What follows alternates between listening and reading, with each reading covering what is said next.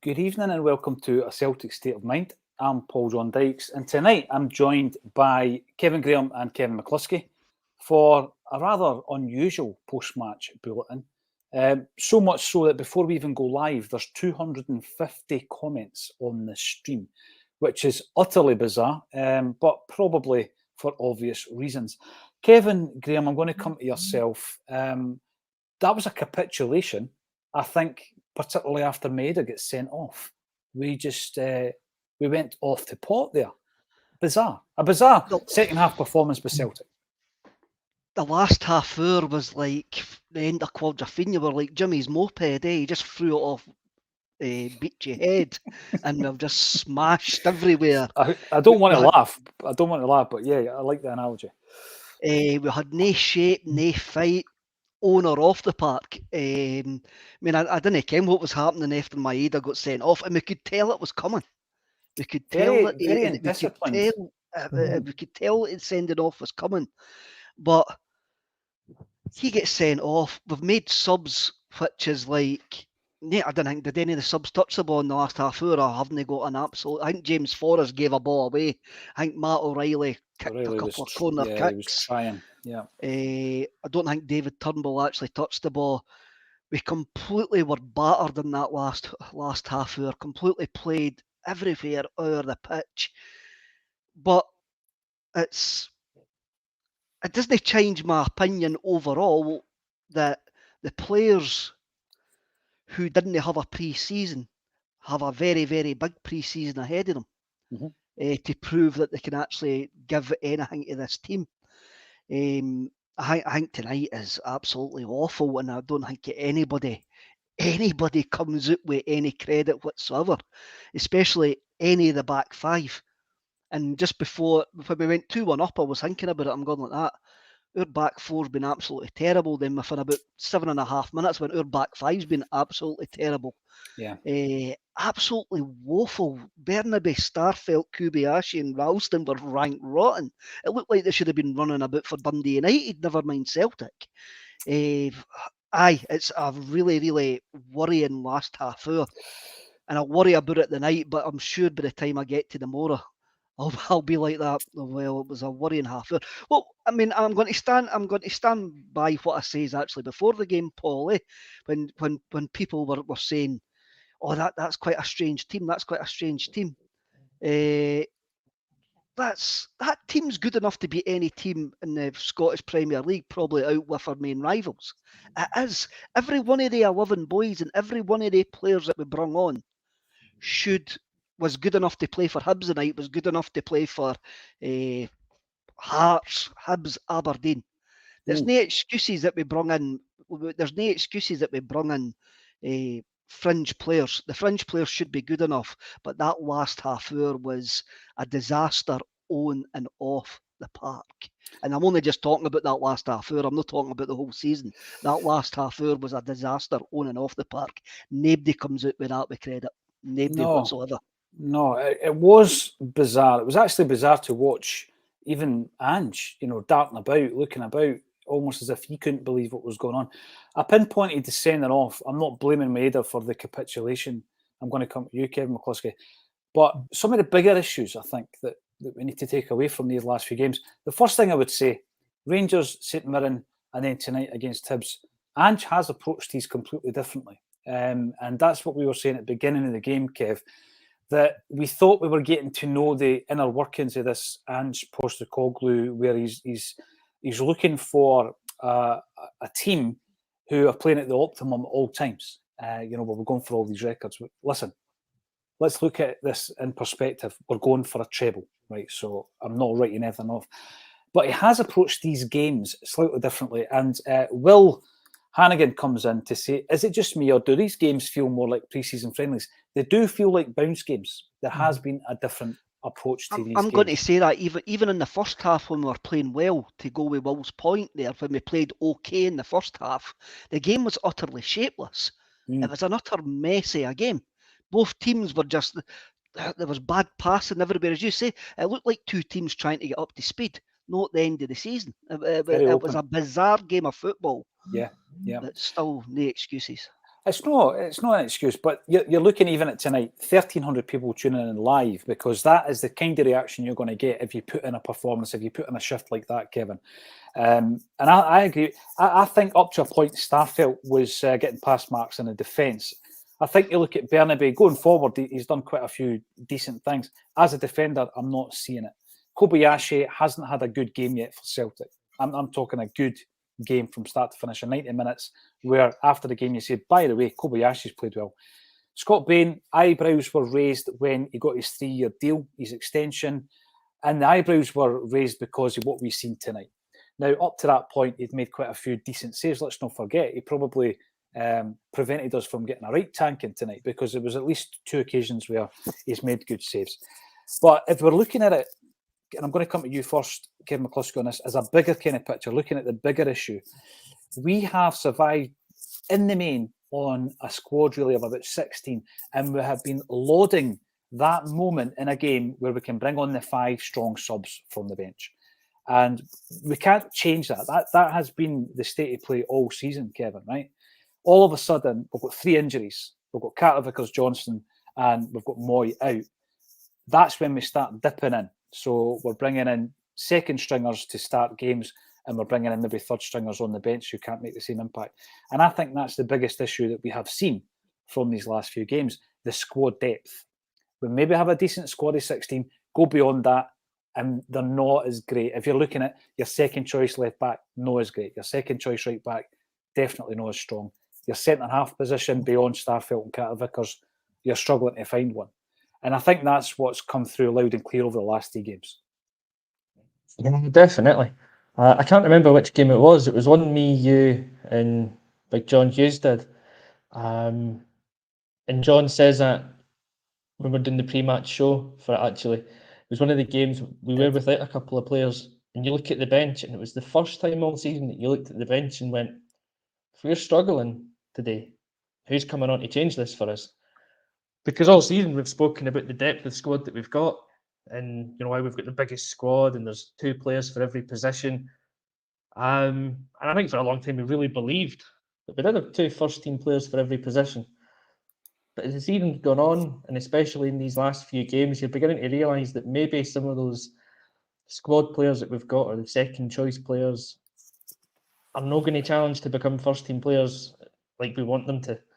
Ralston had a great season last season, but that might have been an anomaly for him. He might be kind of regressing back to his mean and being like, he's just a decent player, but he's never going to challenge. Kevin, he had a decent start to this season as well. He did. He had a decent start to it. We can't write it off, but we're looking at the here and now, and he looks like he's towing a caravan now after he's came back from injury. He looks a guy completely shorn of confidence, and we're trying to play him back into confidence because we've got nobody else. That's the bottom line. Well, that's it. He might be a player that we're trying to rush back a bit too soon because Johnson's out and who else is there? So maybe that's a mitigating circumstance for him. But I've lit a candle for Alistair Johnson tonight.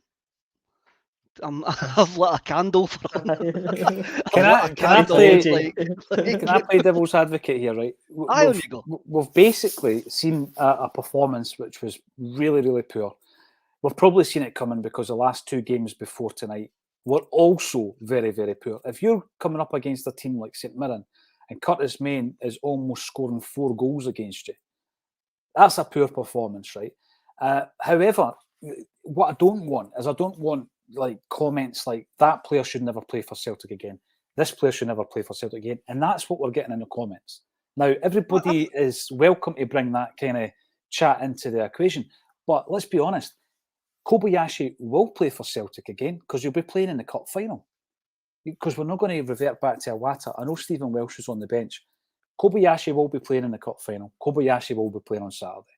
So we need to realise that instead of making these sweeping kind of comments, we've got to look at the kind of bigger picture. We've got a Scottish Cup final coming up, which we must win. But let's not just, and I know it's an often used phrase of mine, throw the baby out with the bathwater, right? We're heading for a treble. These games, for the great, there's no such thing as a meaningless game. We don't even play meaningless friendlies. I know that. But these games have been approached as bounce games. You've seen the attitude of Ange yesterday in the press conference. I'm going to ask you, Kev Graham, right? we're heading for a treble. We've got to show a bit of perspective on a night like tonight. If you get beat 4-2 in the first game at Easter Road, we've hammered Hibs all season. If you get beat 4-2 in the first game against Hibs at Easter Road, that's a concern. If you get beat in the third game after you've won the league, that's not really a great concern, is it? I think what you take from it is that the squad depth isn't what we maybe thought it was. No. You have a look at it.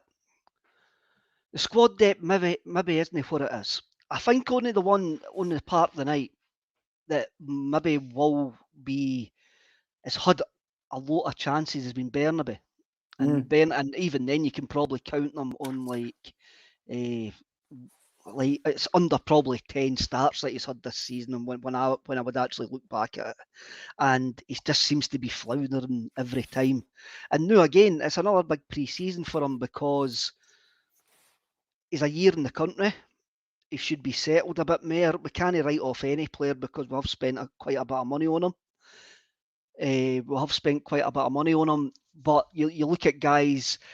You look at guys like Kobayashi. I mean, Paul, you're quite rightly saying he is going to play on Saturday, and he's going to play the cup final, unless Stephen Wells gets a reprieve for the dungeon that he's locked in, wherever it is, and somehow comes in. Like Bain, that could be his first game in 2 years tonight. And he was fine for the first 60 odd minutes. He made quite a few saves, keeps it up. Then he reminded us why he's the third choice goalkeeper. It's these guys, right? They do need a pre-season. Awata needs a pre-season. Owen needs a pre-season. I thought all was decent tonight. I thought done. I think he's a positive. I thought he'd done all right.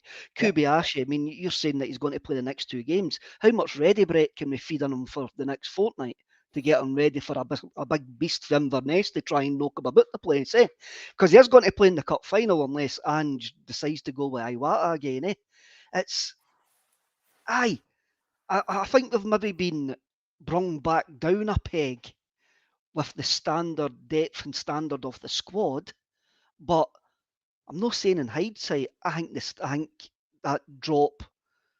If we want to improve, if we want to go to where we are in Europe, every place is up for grabs, and that's still the case. And I'm not, and that's not going to change. That's not going to change my view tonight, and it won't change my view like over the next 48, 58 hours or whatever it is.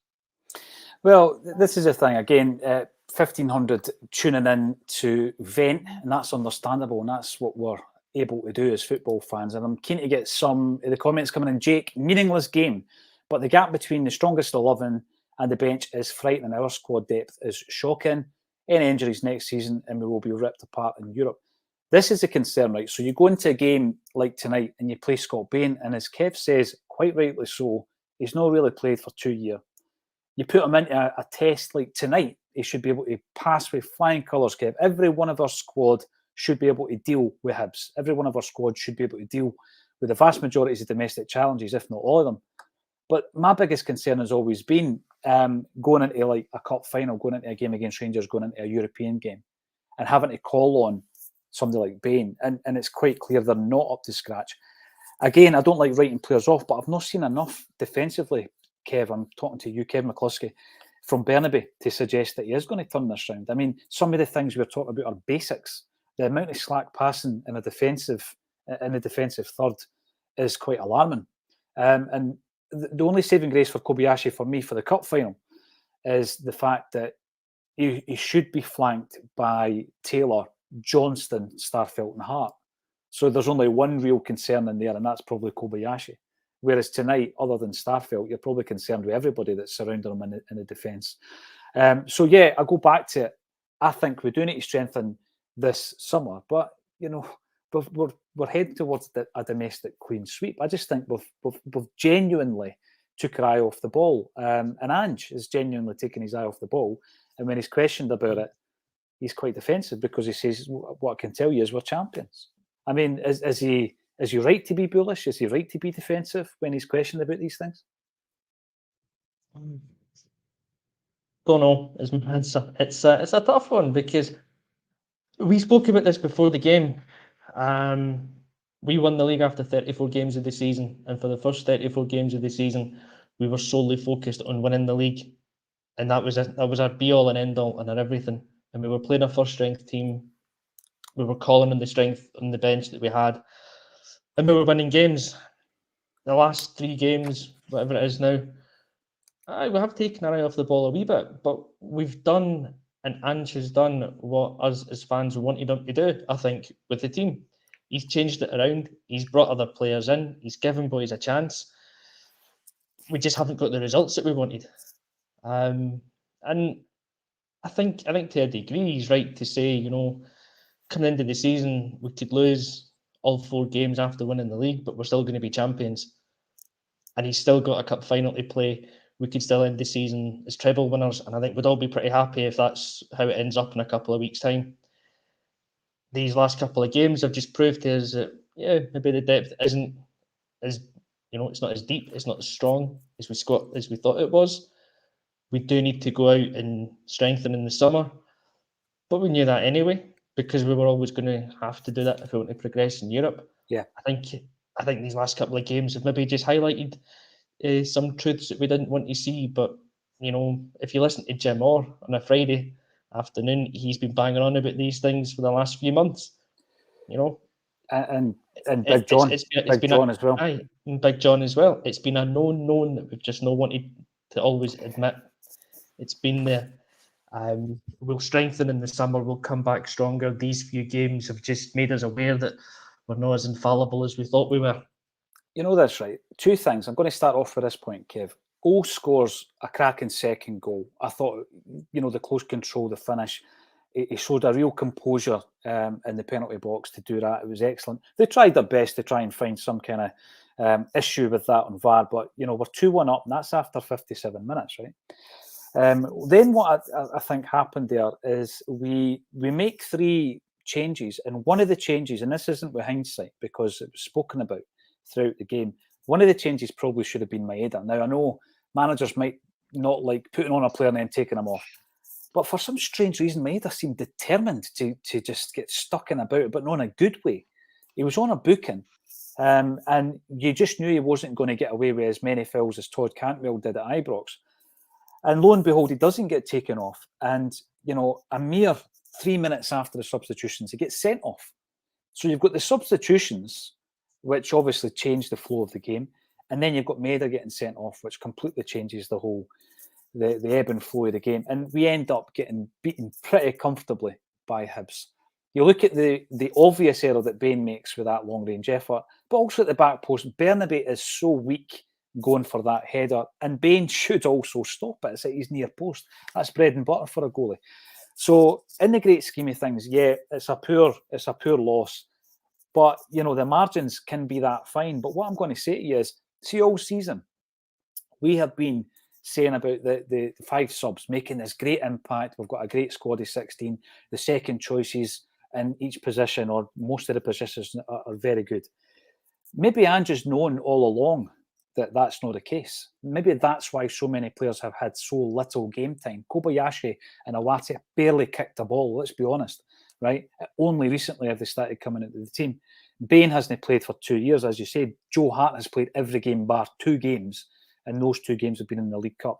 So perhaps Ange has known that the squad hasn't been as strong as he would like. So what he is doing is to prove to himself, and maybe even to prove to the board, we're trying these second stringers, and they've not been up to scratch.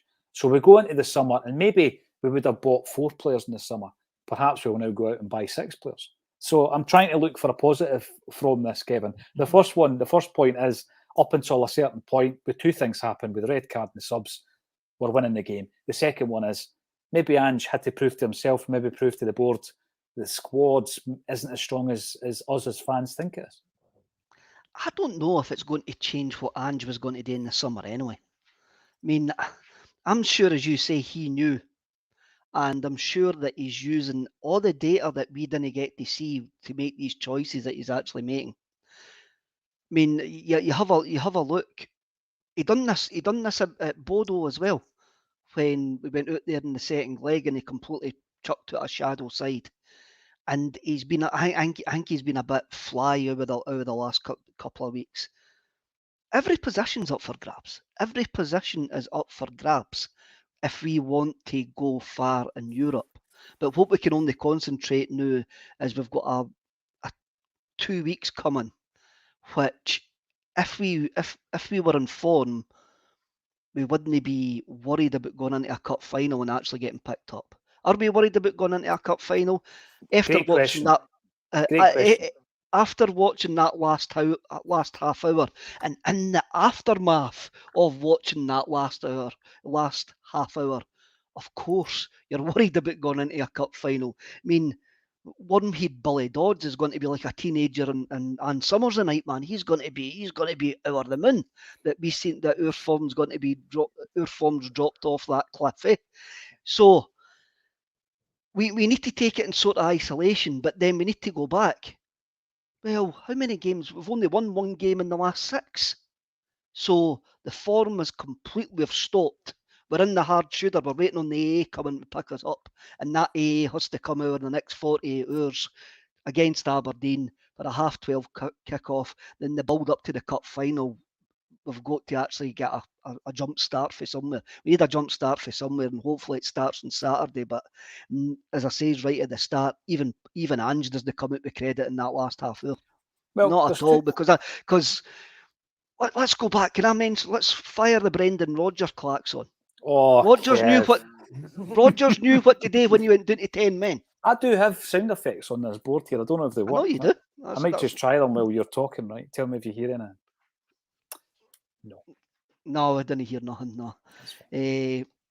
Cow noises, but that's just me talking.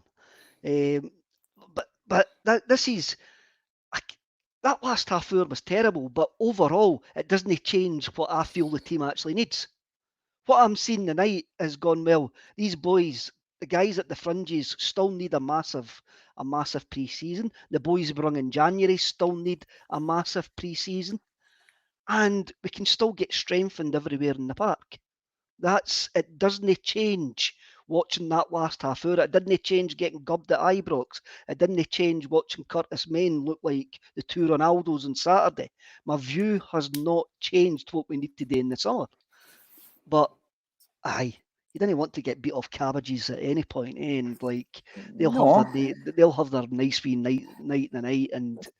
But that's the levels, Kev, right? They have had the best night of their season tonight, and what really, in the great scheme of things, is a bit of a meaningless game in terms of where the league title goes. So it's not even a footnote in the season. If you win a treble, nobody even thinks about it, right? And that's a fact. But that's a fact, aye. And you've given them the best night of their lives this season. So, and it's like at Ibrox, you've given them some kind of false hope and belief. Now, by the way, I don't want to be dishing that out on too much of a regular basis, but that is the crux of it. But 2 things from what Kevin Graham was saying. I'll come back to you for your answers, Kevin Graham. And I'll throw them to Kevin McCluskey and everybody who's actually commenting as well, 1,500 strong in the live stream, right? Is, first of all, Kev Graham said, worried. Are you worried about the Scottish Cup final? I think it's a genuine enough question. I'm going to ask you, Kevin McCluskey. Having seen what we've seen, with a few injury concerns, with people going off the boil, with people who you thought were good backup coming in and not really making an impact you would expect, are you concerned? Do you have any concerns about the Scottish Cup? More concerns now than I did 3 weeks ago, put it that way. I still think, and I agree with what Kev said about the team that went out tonight, I think that is a team that is good enough to win any game in Scotland. Maybe the one they'll struggle in would be the Glasgow Derby, but I think that team should have been good enough to win that game tonight. I think whatever team Ange puts out in the cup final should be good enough to win that game. But you've seen enough in the last few games to have those wee bits of doubts creeping in. And again, Kev's right. Inverness will put a big man up front because they know that Kobayashi can't cope with it. So they've got, of course there's worries because it's been basics that we've been getting wrong in recent weeks. Mm-hmm. And if we can't get them right and kind of get them sorted, then you'll have worries. But if we win on Saturday, the weekend against Aberdeen, put in a decent performance, tonight gets forgotten about, and you're going back into the game next weekend full of confidence, because as fans we only ever remember the last game. Yeah, you do. But I mean, I'll ask you as well, Kev. Kevin McCluskey's been quite honest. He said that he's more worried than he was a couple of weeks ago. I get that. The performances haven't been good enough. Are you concerned about the Scottish Cup? Because let me throw something at you right now, right? There's a player on that bench in Stephen Welsh, and I'm not saying, drop Kobayashi. I'm not saying that. But there's a player in Stephen Welsh who is now the third choice centre-half. In fact, he's a fourth choice because Awata, a midfielder, got chosen before him. You should be confident that Stephen Welsh could play against Inverness Caley Thistle. If Stephen Welsh signed for Inverness Caley Thistle, he'd be their best player by some distance. He'd be the best player in the Championship by some distance. So why are we getting worried here? We've got the quality, Kev. We have got the quality, but then we thought we had the quality to beat Hibs when we saw that team. We thought we had the quality to beat St Mirren. We have got that's obviously been proved over the 37 games that we've had so far. Because we are going to pick up a big trophy on Saturday, and that was the job at the start of the season, and that is the job that we have actually done. But then Kevin's talking about Inverness putting a big guy up front. They've got Billy Mackay. Is it Billy Mackay? It is it. They bought Barry. this.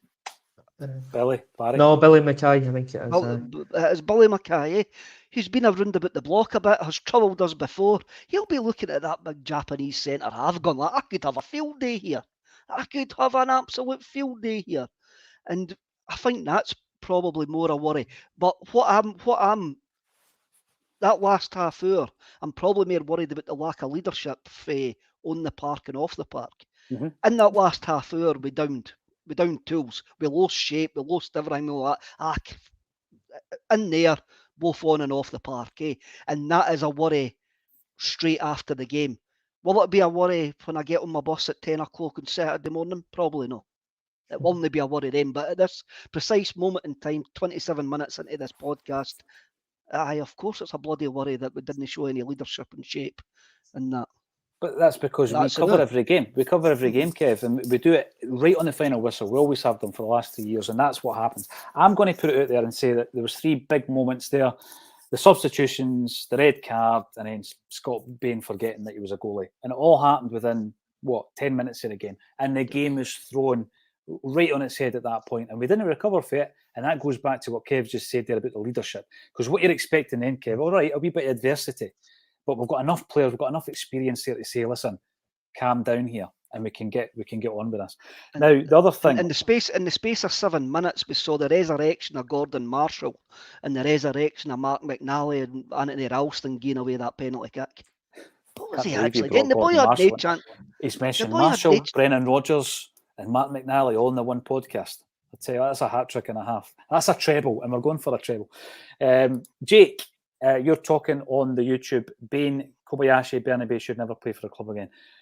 They will play for the club again, right? Bain's just been given a 3-year contract. Kobayashi will, for all intents and purposes, be playing in the cup final, because I can't see them throwing in Welsh. I use that as an example because he's our 4th choice and he should still be able to do the job. And Bernabe, big investment, £4 million we've shelled out for him. He will play for the club again. But I get that you're frustrated at this moment in time. Stephen Sloan, Rangers had 12 players missing at the weekend and they still hammered Hibs. So what does that say about us? That's 3 poor performances in a row, granted. Playing the fringe players has backfired. Yes, it has. And IH decorating, the level of capitulation isn't on. Folk can say it doesn't matter, but we are going into a cup final being battered every week. If you aren't worried, you should be. And we've asked the question, are you worried? Listen, this is the thing, right? Going in, folks say it doesn't matter.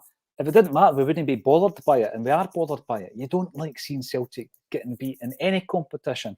And obviously, we've had a really high standard of performance and result, yet we come away and we're getting pumped up at Easter Road 4-2. With regards to these games then, and I'll ask Kevin Graham, I'll ask you this first. We win the treble, these games become meaningless, don't they? You don't even think about them. They're not even a footnote. Aye, of course they do.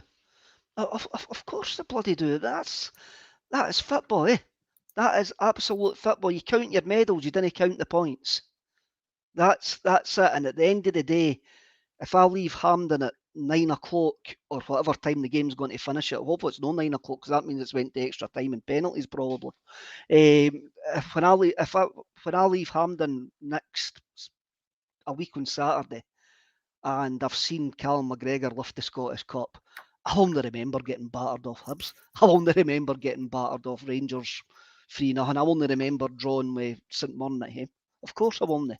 No. But I'll still walk out saying that every position's up for grabs because we can get better everywhere. And that only change if we win the treble.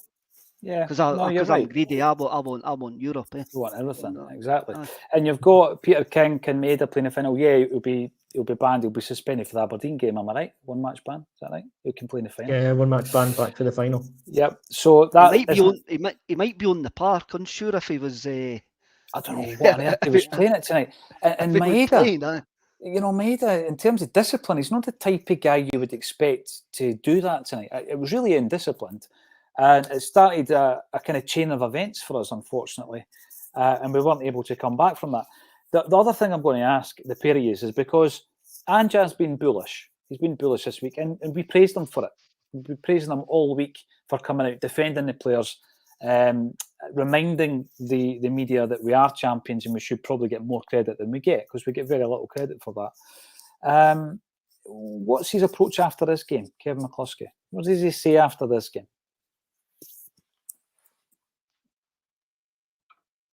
Tumbleweed. Aye, exactly. I don't know. This is like the very first podcast I did, and it was a Celtic Rangers game in the lockdown seasons. And you asked me at half time, how can we turn this game around? And we were 2-0 down, and I was, don't know, Paul. We just can't. What does Ange say after this one? But we asked you back, Kev. So you know, you've done all right. I don't know why. I think Ange has got to shoulder quite a bit of the blame and responsibility for this one because he mismanaged the second half after the sending off and before the sending off. Actually, as you say, it probably all begins from the subs, because we could all see that Maeda was running about with an intent to get a second yellow. Basically, he was just going into challenges that he shouldn't have been going into. Mm-hmm. So I think Ange has probably got to take some of the blame. He's got to own up to that and shoulder it and take that publicly and take it off the players. Behind closed doors with the players, I think he's got to be laying down the law again and making sure that the standards are coming back for next week for the last game for the trophy day. That's got to be a special day that we're there lifting the trophy. We have to win on that day. Otherwise, it kind of maybe devalues it a wee bit. And again, just press in on the players. There's a cup final to play for, and that's what the focus has got to be from him from now on. I think as much as he can, almost deflect away from tonight because it's a horror show. But as we all say, if we win the cup final, this game doesn't mean anything. It doesn't mean anything anyway. In a sense, you know, there's no meaningless games, and it's not a meaningless game. It doesn't contribute to the title. Exactly. It doesn't contribute to the title. It's meaningful because we've learnt things about certain players. Yeah. But to the league season, it doesn't mean anything. The next game, and it was always going to be this way. As I said before, the team that Ange's picked for most of the games has been the one that we've wanted after the split. Because it's been giving boys a chance. They just haven't lived up to the expectations. Aberdeen was always the game where you've got to play the full strength team, because it's your dress rehearsal for the cup final. That's the one. If we don't perform in that game, you can have some worries for the final. But otherwise, just forget about tonight. Let Ange kind of absorb the stick that he's going to take for it. He's big enough, he'll take it. And just get back to work in the training field tomorrow and be ready for Saturday. Right, I'm going to ask you one final question, Kevin Graham. We've seen a ruthless edge to Ange Postecoglou, so ruthless in the first season that he gets rid of two guys like Nir Bichon and Tom Rogic, who between them had something like 18 years experience. Right, you're out, you're gone. Players he brought to the club in Juranovic and Giakoumakis, the first sign that they wanted a move, they're gone, they're away. And then other players very quickly that he brought in, he moved them on, like Jens and Abiolga. So he's ruthless. He's a ruthless manager. I think we've seen elements of that. If that's the case, and these last three games, although, as Kevin McCluskey says, they didn't contribute to the destination of the title, they would be meaningful in that we've learned about players. Do you think he's going to be ruthless in respect to that? Has there been learning from these last few games where Ange will say, okay, you won't form part of my plans going forward? He'll maybe be ruthless, and he's maybe learned something about the mentality of some of the guys that he's got on the fringes of his team. He'll maybe have a better idea of what these guys have got to improve on. I'm sure he already had that anyway, but now he's actually seen them in like a live situation, knowing a training situation and a live situation. He'll probably be. I really do hope that we've all seen the video with him going off his rocker when he was Australian manager, when they were watching the game back. I really want them to do that on Friday with the players and remind them that they've still got a job to do. They're not on the beach in Dubai yet. They're not in Ocean Beach Club getting photos with Wayne Lineker yet. They're not there. There's still a job to do, and there's a lot of them have to step up, and a lot of them haven't stepped up. These games are meaningless at the end of everything when there's a full stop at it, but the coaching staff are always learning from it. The coaching staff need to be always learning about it. And I think the only folk that should be really disappointed with themselves is not the fans, is the guys, the fringe players who have had chances and they've been left floundering in the chances that they've actually got. They're the ones that should be looking in the mirror going, by the way, I've got to have a hell of a pre-season here. Yep, absolutely. There's big question marks, I would say. I would go strong to say there's question marks over Bernabe, Kobayashi, even Haksabanovic. I know he got injured tonight. But yeah, you know, a 4-2 defeat at Easter Road does strange things to you, so much so that our post-match has had comments from Kevin Graham referencing Gordon Marshall, Matt McNally and Wayne Lineker. So we'll leave that with you. Mad Dog comes in to say, Kev talks a lot of sense. I love Kev. I don't know which one he's talking about, but he's certainly not talking about me. Thanks for that, Mad Dog.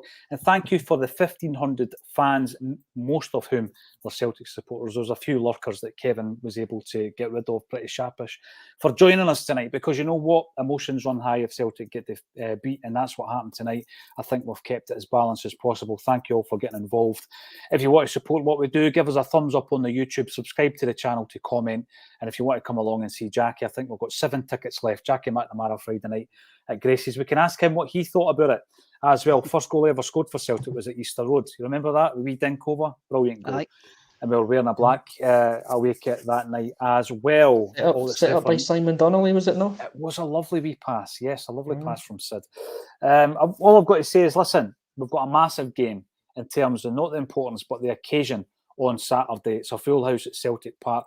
We'll be presented with a league trophy, and we'll be looking forward to the Scottish Cup final at that point. We will overcome these little blips, and I'm pretty sure we'll see a much stronger side on Saturday. Please join us tomorrow at 12:30. Sorry, Kev, on you go. That's the thing, Paul. The fans are not going to stop for the next 2 games. No. We're not going to stop for the next 2 games, so we didn't expect the players to do. Kev, you've had your wee couple of weeks off now. Get the finger out, boys. Brilliant point. You know, if we were to stop, it would be noticeable. Not only supporting the Angie's team, but supporting Fran's team in the last few weeks. You know, the support has been unbelievable, and we certainly will not stop. So yeah, join us at 12:30 tomorrow. All that's left for me to say is to the 2 Kevs, thanks for joining me on A Celtic State of Mind. Excellent.